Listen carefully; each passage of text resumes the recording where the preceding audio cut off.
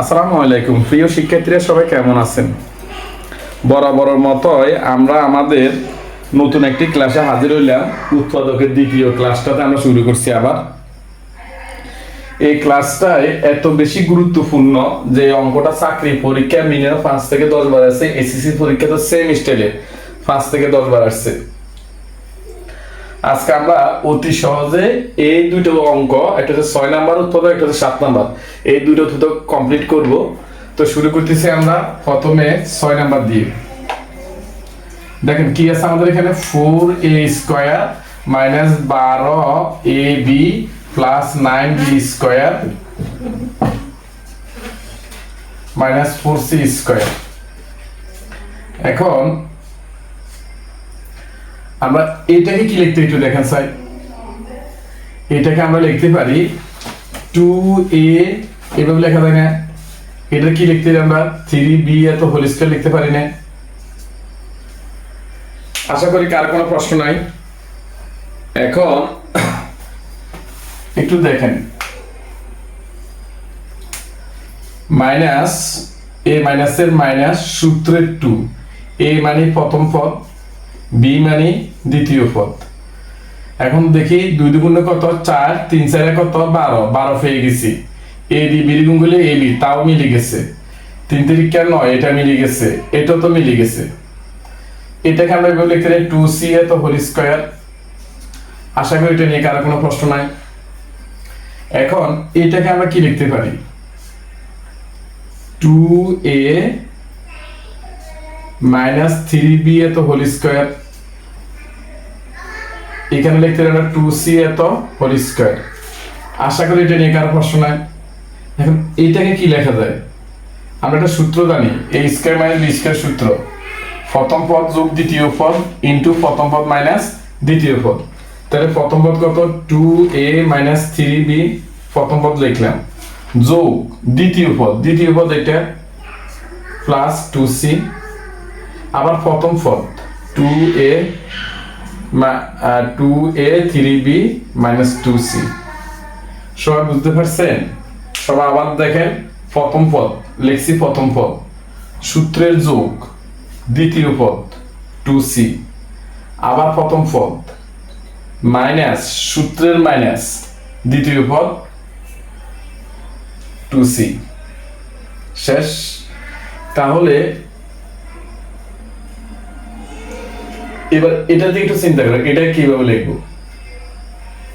Same স্টাইলের একটা অঙ্ক।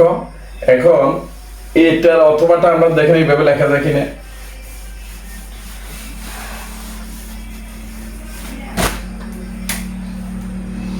অথবা করতেছি আমরা, এটাকে এভাবে লিখতে পারি 4x এত হোল স্কয়ার, আর এখানে লিখতে পারি মাইনাস 5y এত হোল স্কয়ার। লেখা যায়, এটা জাইনাসনে রাখি দিলাম, 8xz প্লাস 10yz। এখন a square minus b square সূত্র, প্রথম পদ প্লাস দ্বিতীয় পদ কত, 5y ইনটু প্রথম পদ মাইনাস দ্বিতীয় পদ, right? a square minus b square সূত্র a plus b into a minus b। এখানে কি কমন যায়, 2 কমন যায় না? এখানে z আছে, এখানে তো z আছে, আমরা জেডটাকে কমন নিই। তাহলে এটা যেটারে ভাগ করো, কমন মানে তো ভাগ, এটা যেটারে ভাগ করি 4, যেটা চলে যায় x এর x, মাইনাসে প্লাসে মাইনাস। এখন এটা কি লিখবো আমরা, দেখেন দেখি, এই 2z এটারে ভাগ না, 10yz এর 2z দ্বারা ভাগ করে, যেটা চলে যায়, 5 দুগুণে কত, 10, 5y, রাইট?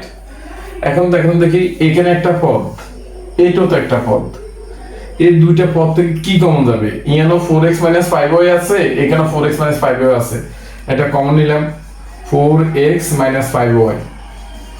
কি থাকে, এটা যেটা ভাগ করেন, এটা চলে যায়, ইয়ান থাকি যায়, সাইসে লিখলাম 4x প্লাস 5y।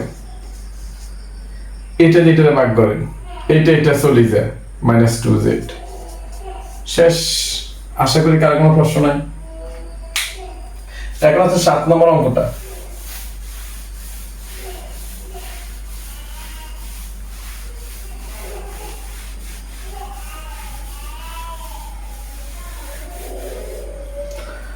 সাত a square plus 6a plus 8 minus y square plus 2y। দেখেন তো এটাকে আমরা এভাবে লিখতে পারি a স্কয়ার প্লাস a প্লাসের প্লাস সূত্রের 2, সূত্রটা দিয়ে একটু চিন্তা করি। a প্লাস b হোল স্কয়ারের সূত্র সবাই জানি, a square plus 2ab plus b square, right? এখন সূত্রের 2 a মানে এর প্রথম পদ লিখলাম, প্রথম পদ b, এখানে যা একটু চিন্তা করতে হবে আপনাকে। কি চিন্তা করব? আছে কত 6, পাইছি কত 2। এখন 2 এর সাথে কত গুণ করলে এই 6টা মিলবে? খেয়াল করেন 2 এর সাথে কত গুণ করলে, যদি 2 এর সাথে 3 গুণ করি, 3 দুগুণে কত 6, তাহলে সূত্রের 2 a মানে তো পাইছি, b কে এখন 3, তাহলে আমরা 3 স্কয়ার লিখব এখানে। 3 স্কয়ার মানে কত? 3 স্কয়ার মানে হচ্ছে 9, আছে কত 8, লিখছি কত 9, সূত্র মিলাতে গিয়ে এক বেশি লিখছি, ওই একটা বিয়োগ করে দেন, এটা জেনে শুনে রাখে দিলেন। আশা করি সবাই বুঝতে পেরেছেন। প্রথমে 2 লিখবেন, সূত্র a ইনটু b। এখন b টা কত লিখবেন সেটা ডিপেন্ড করবে এটার উপরে। এখানে যদি 12 থাকতো 2 লিখছি, তাহলে এখানে 6 দিতাম, তাহলে এখানে 6 স্কয়ার লিখতাম, রাইট? এখন 3 তিরিকা কত আছে 9, ওইখান থেকে সেটটা আমি এখানে দিয়ে দাও। 3 তিরিকা কত 9, 9 থেকে যদি আমরা 1 বিয়োগ করতে 8 মিলে যায়, আর এটা যেভাবে সেভাবে বসা দিলাম, রাইট? এখন এটাকে আমরা কি লিখতে পারি? এ ইয়াম ব্যাখ্যা আমরা কি লিখতে পারি? a plus b whole square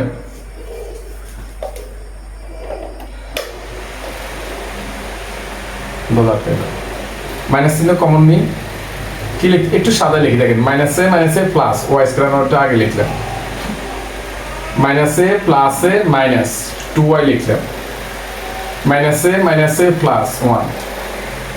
বুঝুন না কেউ আছেন কিনা একটু দেখেন। আমি আবারও বলছি, এখানে মাইনাস চিহ্ন আছে, a মাইনাসটা কমন নিছি, একটু সাদা লিখছি আমরা y স্কয়ারের আগে, a মাইনাসে প্লাসে যারা এখানে প্লাসে না দেওয়া লাগে না। আবার a মাইনাসে a প্লাসে মাইনাস 2y আর মাইনাসে মাইনাস a মাইনাসে প্লাস 1 এর 1। আশা করি কারো কোনো প্রশ্ন নাই। কেন সাজাইছি, কেন সাজাবো, এটা নিয়ে তো একটা প্রশ্ন আছে, আমরা কেন সাজাবো, রাইট? এখন এটার মুখ্য উদ্দেশ্য হচ্ছে দেখেন, প্রথমে গাত বড়টা, তারপরে গাত ছোটটা, তারপরে গাত নাইলাটা, এটা যেভাবে সেভাবে রাখি দিলাম।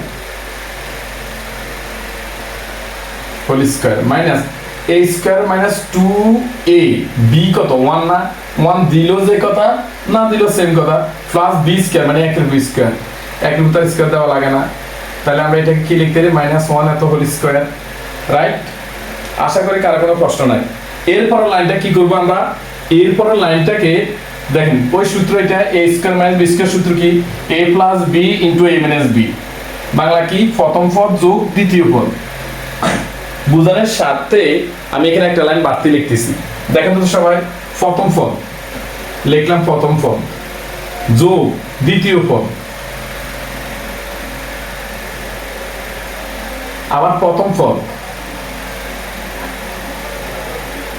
মাইনাস দ্বিতীয় পদ।